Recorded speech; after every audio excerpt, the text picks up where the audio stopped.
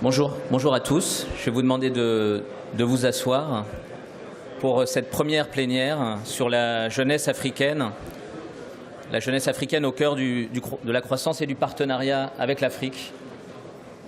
J'attends qu'il y ait un petit peu moins de bruit dans la salle et on va commencer.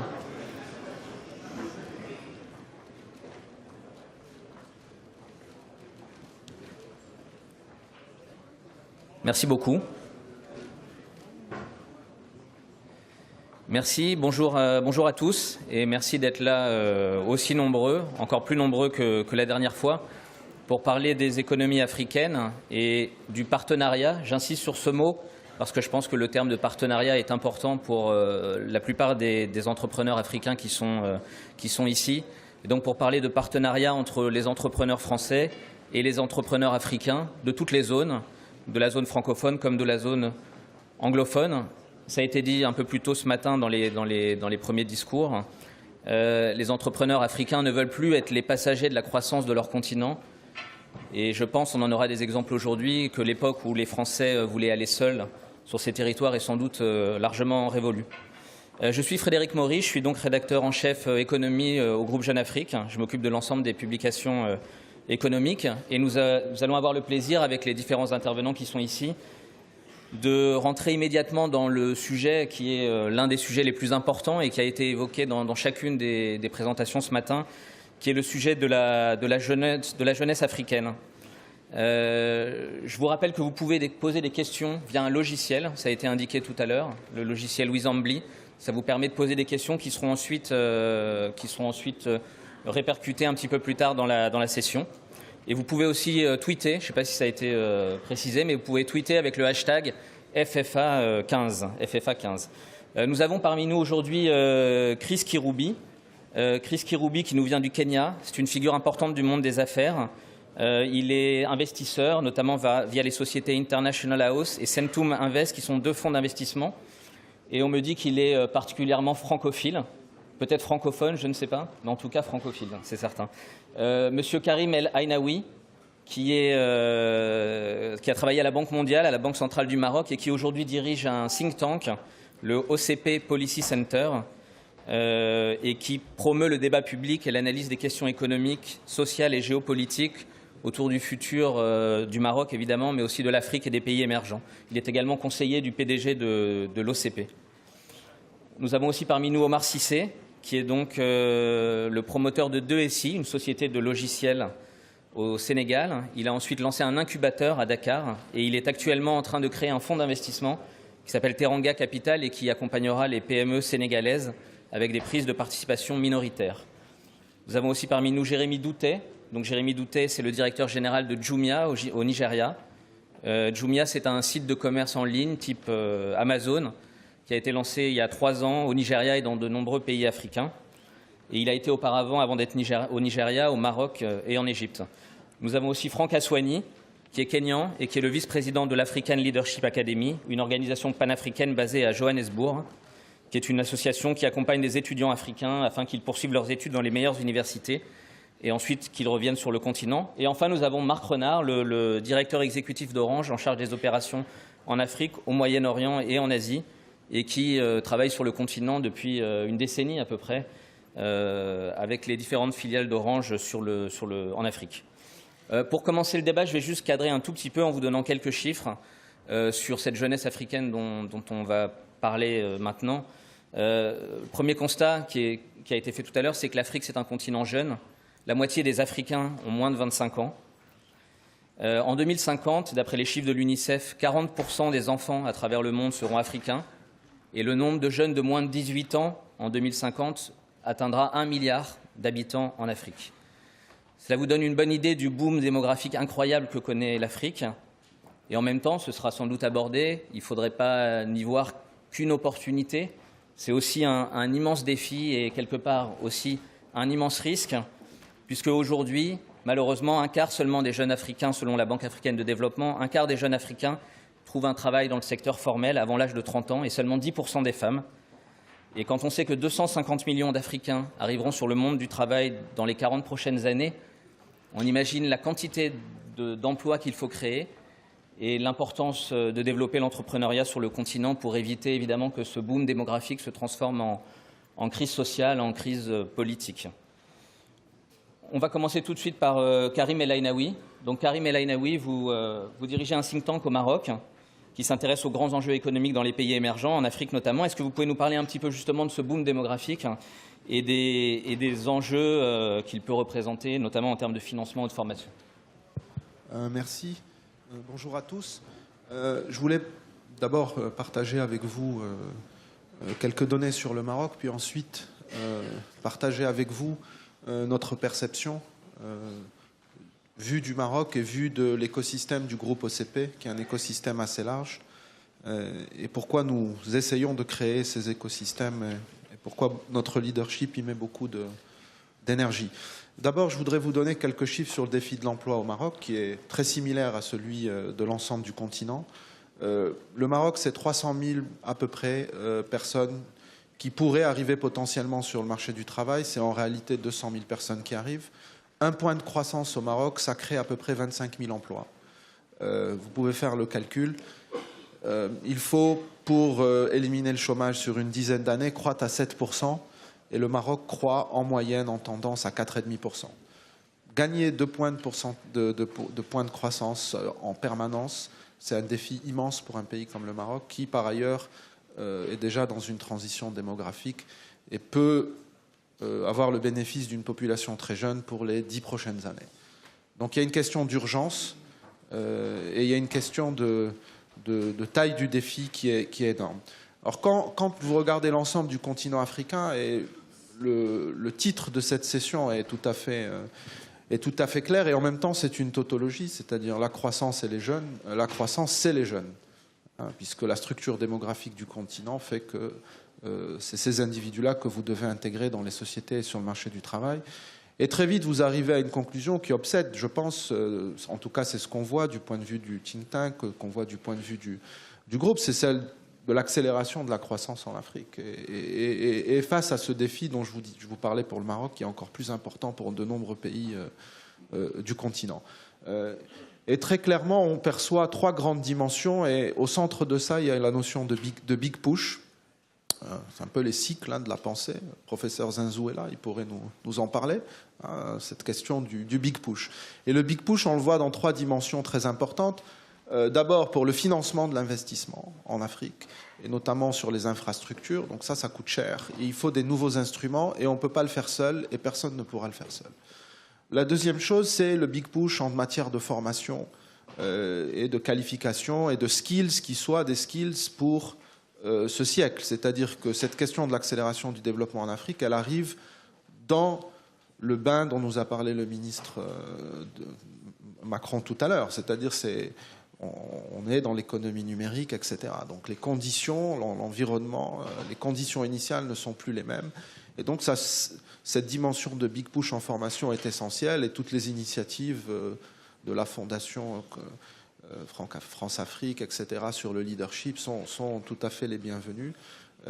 Il y a aussi le 3e big push, c'est celui de la connaissance, du savoir, de knowledge, de la transfert de la technologie, etc. Notamment quelque chose qu'on connaît bien dans le domaine de l'agriculture.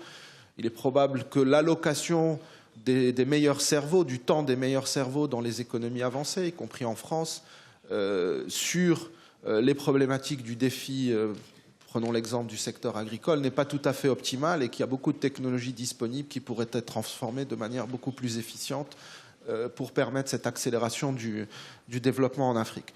Donc ce challenge-là, du point de vue du think tank, mais aussi du point de vue du groupe OCP, donc une entreprise, il y a un va-et-vient intéressant, un vécu sur lequel nous, vous savez, les think tanks, c'est aussi de grandes envolées lyriques, de la pensée, etc. Mais on a aussi cette prise directe qui est très intéressante. Et notamment cette dimension donc écosystème, on a aussi proche du groupe une université qu'on est en train de lancer. Et cette manière de faire, elle n'est pas toujours évidente, mais elle est essentielle. Et j'en viens au dernier point, c'est-à-dire que pour que ce big push passe, pour accélérer la croissance, il faut des nouvelles méthodes, un nouvel état d'esprit et des nouvelles méthodes. Les nouvelles méthodes sont plus complexes, c'est des méthodes plus capillaires, moins centralisées, dans lesquelles il faut lâcher pour que les choses se fassent. Et c'est un peu complexe à faire. Hein. On n'est pas nécessairement équipé pour cela. C'est un défi permanent. C'est aussi un défi pour les économies les plus avancées. Mais en Afrique, c'est fondamentalement de cette manière-là, probablement, qu'il faudra que les choses se fassent. Donc c'est la création d'espace, et on le voit aussi au niveau des demandes politiques des jeunes, etc. Ce qui est en train de se passer aujourd'hui sont des choses qui nous invitent à avoir des modes d'intervention, des instruments beaucoup plus flexibles et je dirais une espèce de lâcher prise, en tout cas que nous on perçoit assez bien et qui donne, je pense, de bons résultats, et qui est un peu la culture propre qui a été développée au sein du groupe et de son écosystème plus large. Et ça suppose aussi un peu d'affirmative action. Je pense qu'en français on dit discrimination positive. Donc ça suppose d'être aussi dans l'action avec des mécanismes. Donc il y a des mécanismes qui sont en train d'être créés autour du partenariat France-Afrique. Et il y a, tout ce type de mécanismes sont aussi qui sont à généraliser, à leur donner une certaine masse critique. Enfin, je conclurai sur la question du dialogue, toujours plus de dialogue, de compréhension pour d'abord se comprendre. Et ça, c'est en fait un combat permanent. Il se pose dans les temps qui courent à d'autres niveaux également. Et je pense que ce que nous essayons de faire au niveau du think tank aussi, c'est une plateforme ouverte dans laquelle on peut avoir des dialogues qui sont ceux du monde des think tanks, donc un peu plus désincarnés, moins plus libres, on dirait, que ceux des canaux officiels. Et donc on a voulu aussi mettre notre énergie et nos efforts dans ce think tank pour offrir au Maroc et continent et à nos partenaires, aux gens avec qui on fonctionne, un espace dans lequel on peut être aussi à l'aise au niveau de ce dialogue. Je vous remercie. Allô.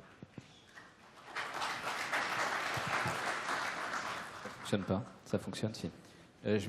J'allais vous interrompre, justement. Je voulais vous poser une question. On se souvient qu'en Tunisie, la révolution et le mécontentement est né justement de cette jeunesse, qui était délaissée de la croissance, et c'était d'ailleurs dans une région de phosphate.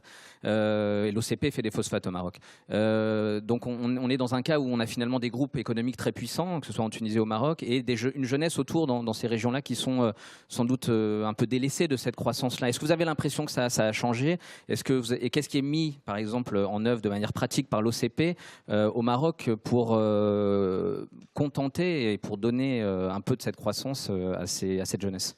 Je parle sous le contrôle de notre chairman qui est dans la salle. Je ne veux pas vous dire où il est, comme ça, s'il ne veut pas que vous le voyez.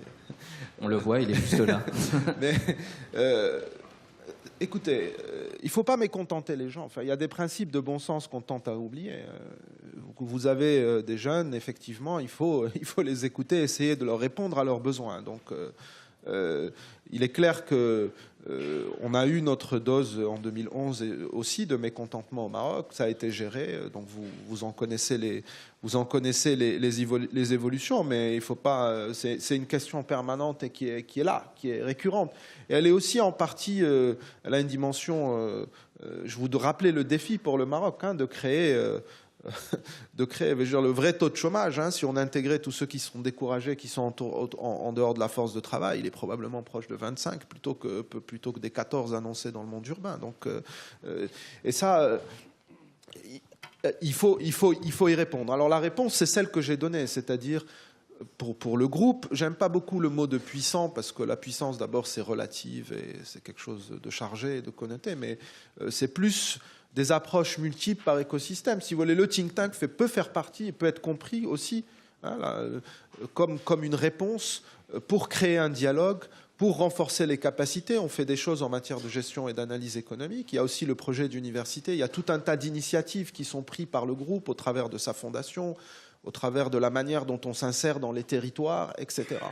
Donc, en même temps, il y a ce que vous pouvez faire et il y a les demandes. Mais beaucoup de choses se règlent quand il y a écoute et dialogue aussi. Donc, on a en général affaire à gens sont en général raisonnables. Donc, il y a eu un énorme programme qui s'appelle OCP Skills, qui a permis de offert des opportunités sans offrir nécessairement une solution d'employer les individus immédiatement, mais les équiper en skills pour améliorer leur employabilité. Ce sont des choses complexes, micro, qui prennent du temps, il faut du souffle long et il faut une certaine flexibilité pour que ça fonctionne. En Tunisie, la problématique différente, il y a eu crise, ils ont dû employer les individus, etc. Mais bon, je pense qu'il... Merci beaucoup. Je vais passer la parole maintenant à Monsieur Aswani. Alors, Monsieur Aswani, je rappelle que vous dirigez l'African Leadership Academy, qui est donc une académie qui s'adresse aux jeunes Africains. Et ce qui est intéressant dans votre propos, c'est que pour vous, la jeunesse, c'est évidemment un enjeu, une opportunité, un défi, mais c'est une façon aussi, sans doute, de rapprocher plus facilement les différentes économies africaines et aussi les différents continents. Good morning, everyone. So first of all, you'll forgive me for not being able to speak French. It's not for lack of trying. I tried to study in school. I got to La Conjugación and got totally lost. But basically, thank you very much, first of all, for the invitation to come here today. This is the first forum I'm speaking to the French environment and French people. We tend to focus a lot on, or rather not focus, but get a lot more opportunities to speak to Anglophone Africa and Anglophone African investors. So this is a really positive sign from our side to be talking to our French brothers and Francophone Africa. We are a Pan-African organization based in Johannesburg. We develop the next generation of African leaders and top talent. And that's fundamentally because if you look at the history of Africa, one of the biggest issues that has held Africa back has been the quality of leadership we've got. So to transform that, we believe that it's easier to raise upright and righteous kids than to fix broken men and women. So on that note, we invest a lot in young Africans from across the continent. We have students from over 45 African countries. 30% of them are Francophone. We bring them to Academy in Johannesburg 2 years. They do entrepreneurship and leadership plus do A-levels. So every kid on campus has to run a business. Each of these businesses reports to an external board. So these 16-year-olds have board meetings with external people. They present the income statements, marketing plans. We send them to school in the US and bring them back to Africa for internships and careers, etc. On the shared growth issue, I think this is a really important thing we're talking about, because I think if there's one generation of people that will support the shared vision of Africa and anywhere else in the world, it's the young people. Culturally, young people are a lot closer than the older generation are. If you went to a party today for young people, they all listen to Nigerian music from Cote d'Ivoire. In our days, when you went to a party, you listen to Kool and the Gang in one place, and you listen to different things in different places. Culturally, just from sports, music, there's a lot more alignment to the young people. So there's a much easier population of people that you can sell a common vision to in our young people. On the same side, we talk about African demographic dividend, and I think that term is a bit misleading, because the demographic dividend assumes you're reaping something back if you pick it up from that perspective. But the reality, I think, the state of the African youth today is both an opportunity and a threat. I think if we nurture the young population of Africa well, we're sitting on probably one of the best gold mines Africa has ever sat on, better than any of our resources that we've got. If we don't invest in young people, we're sitting on a time bomb. And I think increasingly it's becoming imperative that we have to look at the young people and their futures and decide which direction are we going to take them in. I think the biggest risk Africa faces is youth unemployment. We cannot continue to go in a population in a situation whereby we've got a much younger population, 70% of us under 30. They're more educated, but there are few economic opportunities. And we see it showing itself in many ways, from Arab Spring to various riots all over the place, terrorism, the number of boats that are found in the Mediterranean carrying hundreds of Africans that sink some of them. This is all signs of the tough economic time that a lot of our young people are facing. And I think we have a responsibility to decide which way we're going to take the continent to by investing in our young people. So I think on that note, I think there's good opportunity for us to look at really not just talking and saying that, yes, we've got a demographic dividend, but what are we doing to invest in it? And I think similar problems, the French as well. You've got a fairly high youth unemployment problem. I think it's the last data I saw is like 24%. So there are pretty similar issues that French and Africa are facing on that side. I also would like, from a shared growth perspective, to encourage French companies investing in Africa now to not just look at Francophone Africa.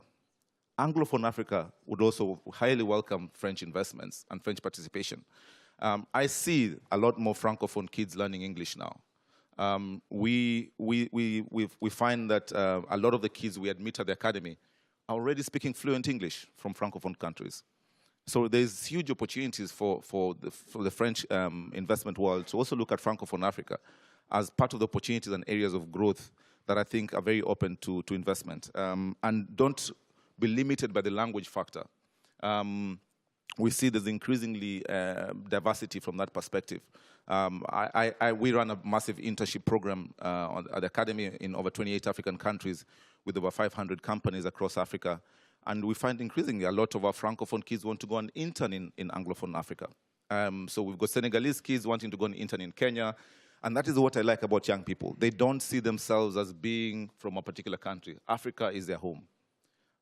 We have kids now who don't go home for their holidays. We've got Nigerians going to Ethiopia for holidays. We've got kids from Benin and Togo going to Kenya and Tanzania for holidays. So that's a very different mindset we've got in our young people that I think we need to leverage heavily.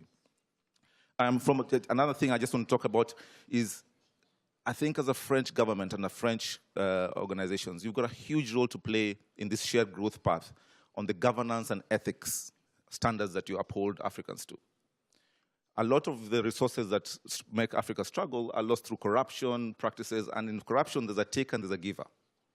We need to increasingly make sure that as we come to the continent, let's practice the best business ethics that we expect of us when you're doing business in France. And I think the question I want to ask is, what is the brand of business that French want to bring to Africa? I'd love you to, for example, to really drive the whole thing of internships amongst your companies. We run an internship program and we struggle to get the culture of internships going on the continent because we know that young people who've been to university and have got some working skills by the time they graduate have a much better possibility and chance of getting a job or even going into enterprises than if they've never had any work experience. So I think what kind of brand of investments or business practice does France want to bring to Africa? I think that's something we need to think about. And lastly, for me, I think it's just as an attitude of people, we need to start believing in young people. We always tell our young people that if you're good enough, you're old enough. And generally in Africa, as young people, you have to be seen, not to be heard. We've got to change the narrative and how we view young people. Merci beaucoup Franck. On le voit, donc une insuffisante création d'emplois et le rôle fondamental que peut jouer l'entrepreneuriat et la création d'entreprises. Et on va passer maintenant à Jérémy Doutet, qui est donc le directeur général de Jumia au Nigeria, qui est un exemple intéressant parce que Jumia au Nigeria, les gens ne le savent pas forcément, mais c'est une entreprise française qui est basée à Paris et qui rayonne depuis 3 ans dans un grand nombre de pays africains dans le domaine du commerce en ligne. Et je pense que vous êtes un exemple justement de la manière dont une entreprise française, ou en tout cas qui est née en France, peut faire monter des jeunes Africains. On se considère plus comme une entreprise africaine avec des capitaux étrangers. Aujourd'hui, déjà, je voudrais remercier les organisateurs et Frédéric de nous avoir invités, Jumia et le groupe Africa Internet Holding.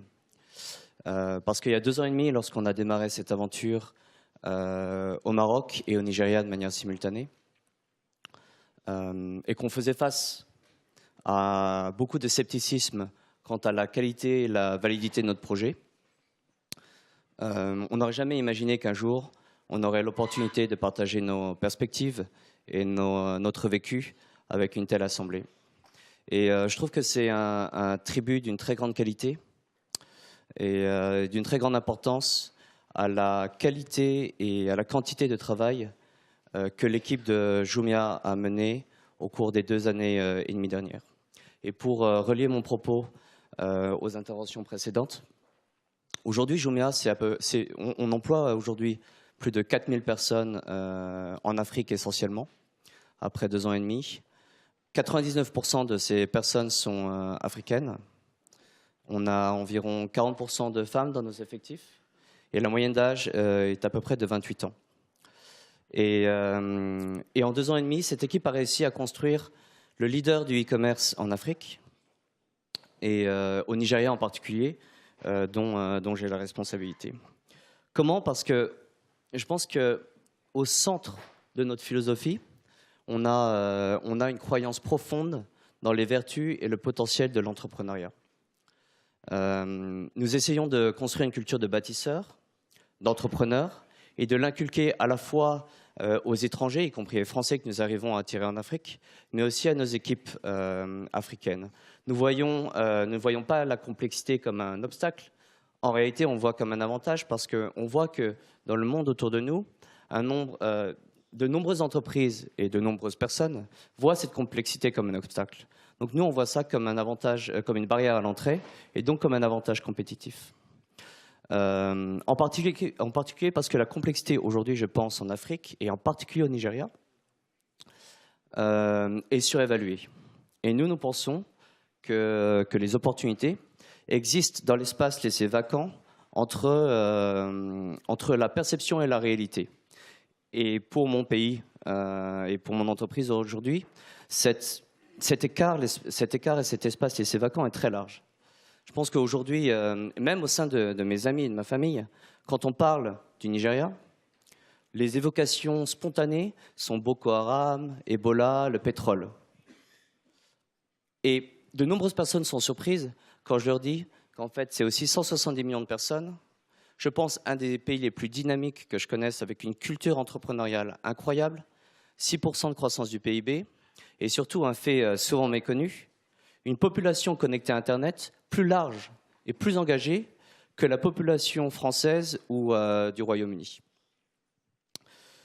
Partant de cela, nous avons eu le projet d'accélérer la transformation de l'industrie de la distribution, au Nigeria en particulier, en Afrique en général. Et cela parce qu'aujourd'hui, j'ai des questions. Nous avions des questions et j'ai des questions pour l'Assemblée. Qui trouve normal aujourd'hui qu'un Africain ait des questions quant à la fiabilité et l'authenticité de ses produits, quand il dépense un tiers de son salaire dans un téléphone? Personne, j'espère. Qui trouve acceptable que cette même personne dépense plus d'argent pour acheter un dit produit que s'il l'achetait à Londres ou à Paris? Personne, je pense. Et qui trouve normal qu'on doive dépenser, quand on habite à Lagos, 1 000 € dans un billet d'avion pour aller à Londres, pour faire du shopping, parce que l'offre est insuffisamment présente à Lagos? Personne, je pense. Et donc, nous avons lancé Jumia pour répondre à cette problématique. Et je pense qu'en 2 ans et demi, on a réussi à matérialiser une partie de notre projet. Déjà, on a réussi à cristalliser l'intérêt. On a réussi à cristalliser l'intérêt, car en 2 ans et demi, on a réussi à devenir le premier site de contenu local au Nigeria, avec le plus gros trafic.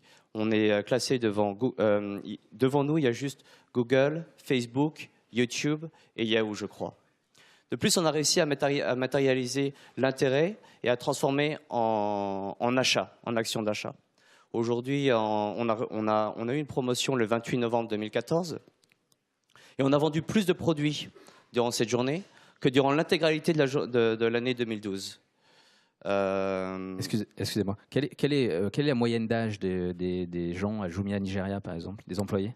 C'est 28 ans. 28 ans. Et est-ce qu'il y a une difficulté de recrutement, puisqu'on parle de cette jeunesse africaine qui est là, mais est-ce que finalement, dans vos métiers, le commerce en ligne, est-ce que vous avez des difficultés pour trouver les compétences?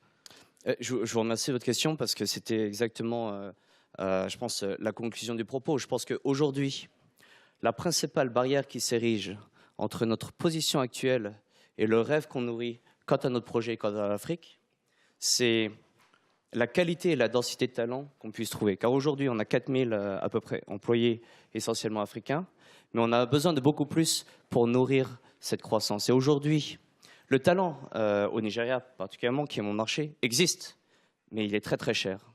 Les jeunes Français qu'on essaie d'amener ont grandi dos à l'Afrique. Et on a beaucoup de mal à les convaincre de nous rejoindre.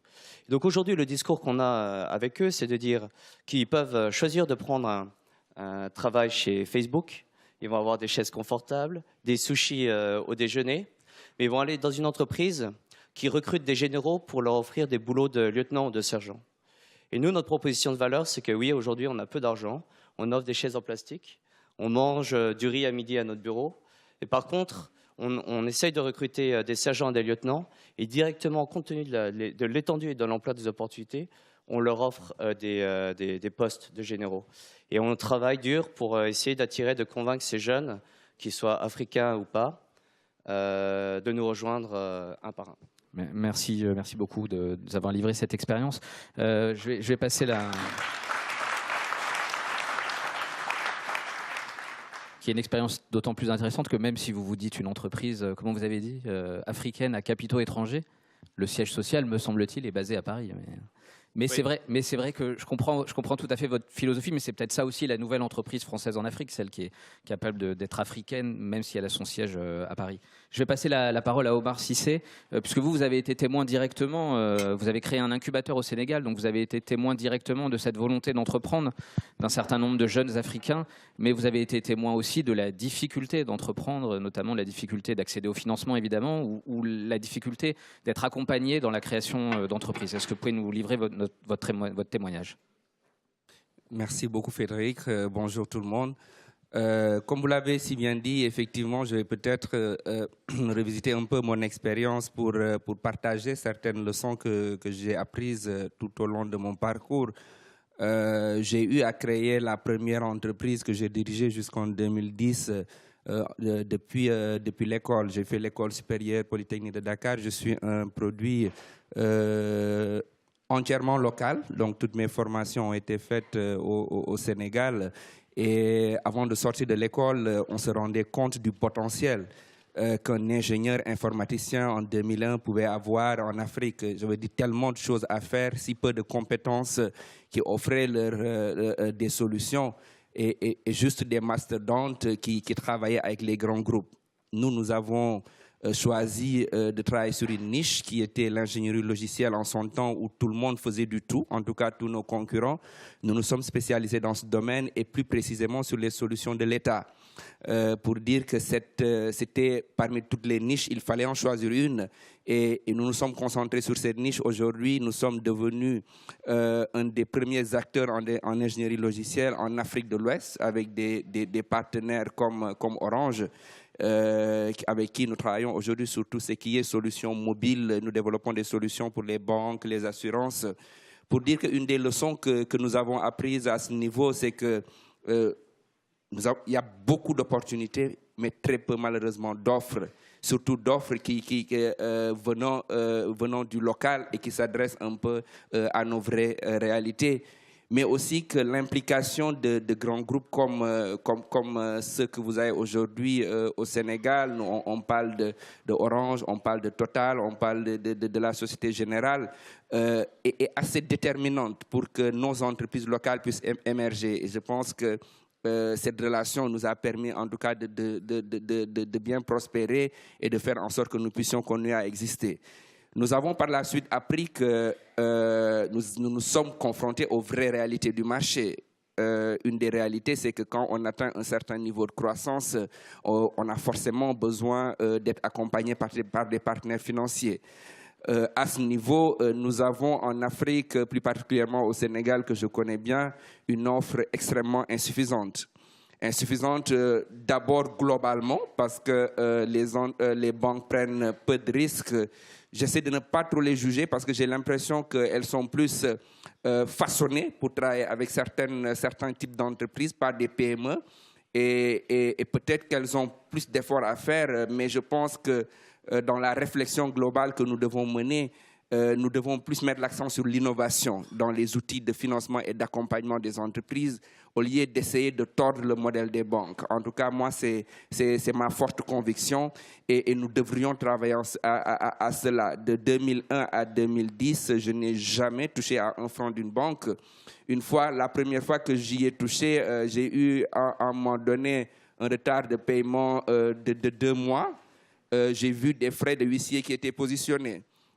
Pour dire, pour une jeune entreprise qui essaie de s'attaquer à ce monde et qui subitement se trouve confrontée à ce type de problématique, comment ça peut te faire reculer. Et ça nous a vraiment fait reculer et nous nous sommes dit que finalement, ce n'est pas les partenaires qu'il nous fallait. Et nous nous sommes rendus compte que beaucoup de problèmes dans l'écosystème restaient à poser. Et malheureusement, nous n'avions pas toujours l'impression que nos autorités étaient à l'écoute pour nous aider à mettre en place l'écosystème qu'il fallait. Je suis convaincu que l'entrepreneuriat, c'est d'abord un problème d'écosystème. Je discutais avec l'ancien Premier ministre, M. Loum du Sénégal, qui nous disait la dernière fois, on est dans une économie où qui est structurée comme, sous forme d'anneaux. On est dans des anneaux où on fait des choses, mais les anneaux ne communiquent pas entre eux. Et ce qui fait qu'on n'arrive pas à bâtir quelque chose d'assez structuré. Ce qui fait qu'il nous faut, à un moment donné, des interlocuteurs qui sont nos autorités publiques, qui sont les bailleurs de fonds, mais qui sont aussi les autres acteurs de l'écosystème, comme les opérateurs téléphoniques, par exemple, quand on parle des technologies. Et c'est dans ce sens-là que j'ai été amené à m'intéresser au projet de l'incubateur d'entreprise. Ce projet d'incubateur a été lancé d'abord avec la Banque mondiale, avec Orange qui a vite compris qu'il fallait s'attaquer au problème de l'écosystème aussi et qui s'implique beaucoup. Aujourd'hui, qui est devenu le partenaire numéro 1 de l'incubateur d'ailleurs et qui a dupliqué ce modèle dans d'autres pays parce que pour nous, il faut à un moment donné bâtir des modèles. Et j'ai été coopté par la Banque mondiale pour venir apporter une expérience d'entrepreneur. Apporter une expérience d'entrepreneur, c'est quoi ? C'est à un moment donné bâtir un modèle qui puisse se pérenniser dans la durée. Certains l'ont rappelé tout à l'heure, il faut que le modèle de collaboration entre des pays comme la France et le Sénégal change parce qu'on a plus l'impression, à un moment donné, qu'on tend plus la main qu'autre chose. Aujourd'hui, là où nous allons, là vers où nous allons, nous avons besoin d'un partenariat win-win et tout le monde l'a rappelé. Et dans ce sens-là, nous nous sommes dit, si au début le modèle est entièrement subventionné, au bout de quelques années, s'il n'y a plus d'aide, le projet disparaît. Il fallait mettre en place un modèle qui s'équilibre financièrement. Au bout de 3 ans, nous avons pu équilibrer le modèle à 73%. L'incubateur est presque équilibré. L'année dernière, je disais que, à part la contribution d'Orange à cet incubateur, le modèle s'est entièrement autofinancé.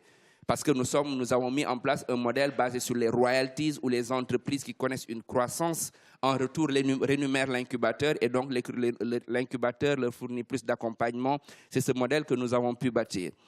Donc la leçon que j'en tirais... Oui, excusez-moi. Non, allez-y, terminez.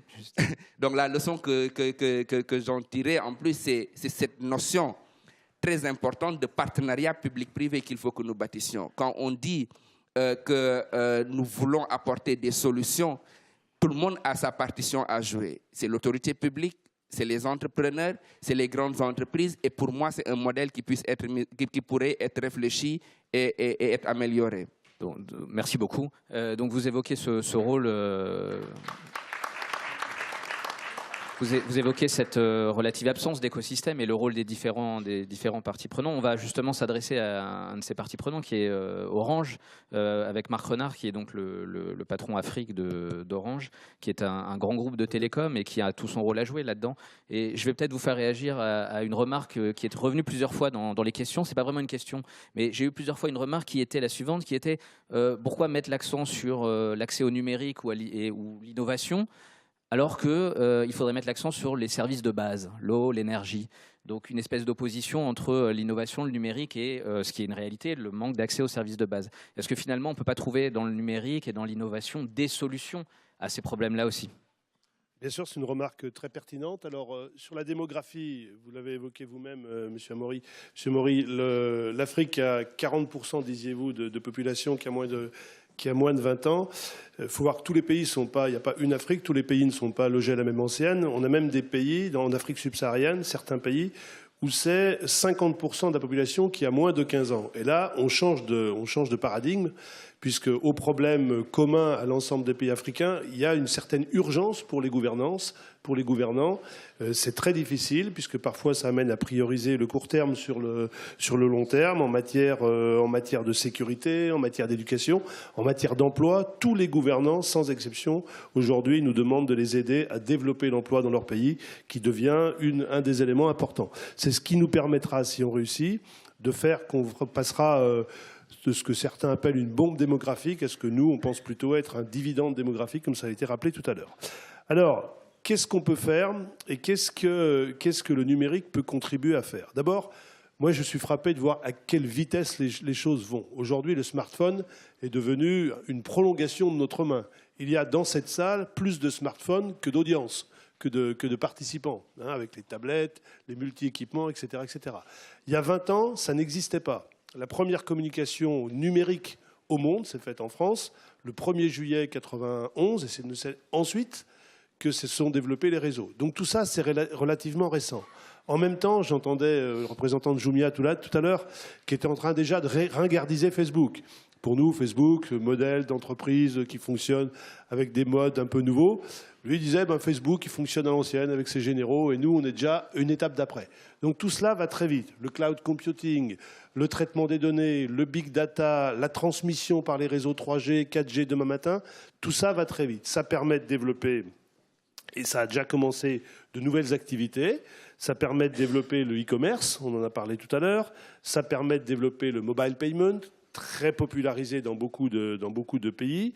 Ça permet de traiter en partie les problèmes de l'éducation, puisqu'il est bien évident qu'avec une jeunesse aussi importante, les moyens classiques d'éducation ne suffiront pas. Donc il faudra que le numérique contribue à ça. On parle des MOOC, vous savez, les Massive Online On-Net Courses. Ce sont des choses qui sont très importantes, qui aideront les systèmes éducatifs. Ça permet de traiter un certain nombre d'applications de santé. Ça permet d'identifier les bébés à la naissance, là où on a dans beaucoup de pays, beaucoup de pays. Alors tout ça, aujourd'hui, plus personne ne conteste que le numérique, le digital, comme on dit en bon français maintenant, c'est quelque chose qui contribue au développement économique des pays. La question, c'est est-ce qu'on peut faire plus et comment est-ce qu'on peut aller plus loin et comment est-ce que nous, opérateurs, on peut contribuer à ça. Alors moi, je crois qu'il est temps de changer de braquet. On fait tous correctement notre boulot. Les États, les entreprises, les start-up, tout le monde fait au mieux de ses intérêts et au mieux de son sens du collectif. Néanmoins, cette croissance démographique nous oblige. Et elle nous oblige à changer notre façon de penser. Je crois que dans les prochaines années, nous autres, en tous les cas les grands groupes, on devra travailler davantage main dans la main avec les États dans de réels partenariats où on prendra des engagements réciproques. Je pense qu'il va falloir qu'on s'engage peut-être à investir davantage dans le rural, qui est parfois quand même un peu laissé pour compte. Et de la même façon, je pense qu'il faudra qu'avec les États, on trouve les moyens d'encourager, par exemple, une fiscalité plus adaptée qui permette d'encourager les actions de long terme et peut-être un peu moins la taxation à court terme, qui certes traite également d'autres problèmes, puisque les États ont des soucis budgétaires, mais qui ne facilite pas toujours les investissements long terme qui sont absolument indispensables pour le futur. Enfin, dernier mot, je pense qu'il faudra, que nous sachions davantage encore, ça a été souligné par M. Cissé, mais encourager des investissements qui ne seront pas faits uniquement par nous, mais qui seront le cas de start-up, de nouveaux entrepreneurs. Alors on a déjà pris des initiatives, le prix de l'entrepreneur social en Afrique, l'encouragement des start-up, la création de Fab Labs. Mais il faut que nous allions plus loin, car l'innovation ne viendra pas que des grands groupes, elle viendra de gens qui ont un peu moins de cheveux blancs que moi, qui vous ressemblent davantage peut-être, et qui pourront compléter ce que font les grands groupes partout dans le continent. Merci beaucoup. Merci beaucoup. Merci beaucoup. J'aurai à chaque fois plein de questions à vous poser, mais quand je vois ce temps défiler et qui a écrit maintenant conclusion dans 5 minutes, je m'affole. Je vais donc passer la parole à Chris Kirubi, qui vient du Kenya, qui est un grand entrepreneur au Kenya, et qui va un peu nous parler de la jeunesse et du dynamisme de ce pays. Mais je crois que vous avez aussi la volonté d'adresser un message très direct à l'audience en leur disant Français, venez investir au Kenya parce que je ne vous vois pas suffisamment.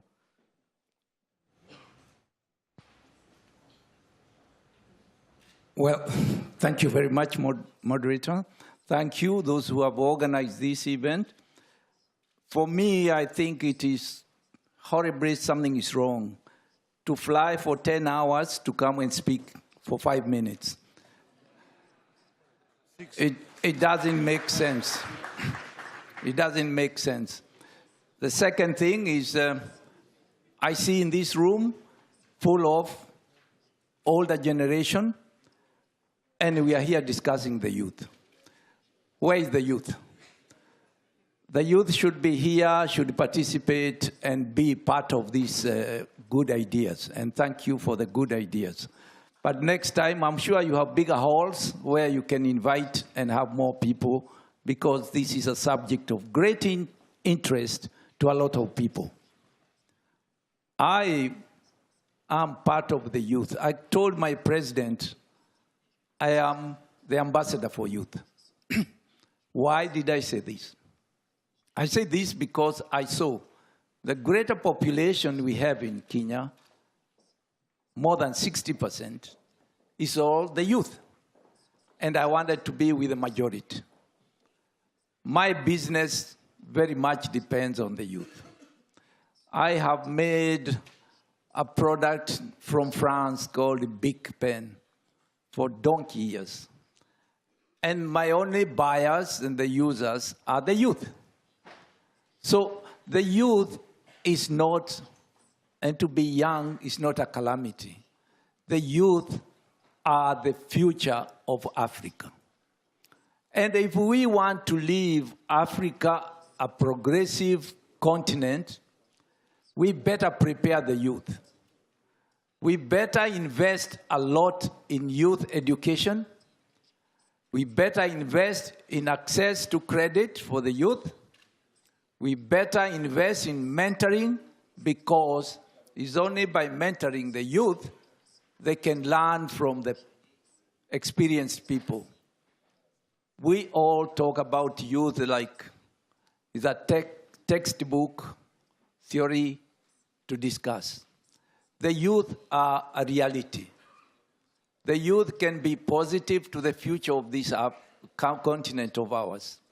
The youth can be a total disaster. We have seen all kinds of groupings which are destroying the world. In ISIS groups, in Boko Haram, in so many of these organizations which are destroying the world. They are not old people. They are young people who are able to walk for miles and miles. If you watch who is getting on those boats going to Europe, it's not the old generation. It's the young people. So France is either you come on board and we prepare the youth to be independent, generator of economy, generator of jobs, or just create more camps to hold more youth. Because I can assure you, like day follows the night, the youth are going to come. It's either we give them something to do, or they will find where we are. So I think the whole world must be concerned. What opportunities of education we are giving the youth? How are we helping them become job creators? Youth can create jobs. The technology we are talking about here, the only people who understand it and who can do something about it is the youth. The modern methods of farming, the fishing industry, who can do it? It's only the youth. So I think the youth are continental. They are not tied to one group. I went to Ivory Coast recently and talking to the university there, I found their aspirations, their needs were equal to all the universities I visit in my country. So the youth have no regional base. The youth belong to the world, and they are much easier to manage than anybody else. I therefore believe one thing. we must organize this conference and interact and bring the youth on board, because we are discussing people who are very intelligent, who know what they want, and who beg for space, who beg for finance in order to achieve their goals. And I see my time is going up, but I can tell you, I know time could be very limited in France, but in Africa, we have so much time, we can export it. Thank you. Mr. Kirubi, Merci beaucoup. thank you very much. Thank you very much. I'm really sorry, but what you see in red is the president's coming, Mr. Hollande, so we have to hurry. And I say thank you to everybody, and we're just going to leave. Thank you very much.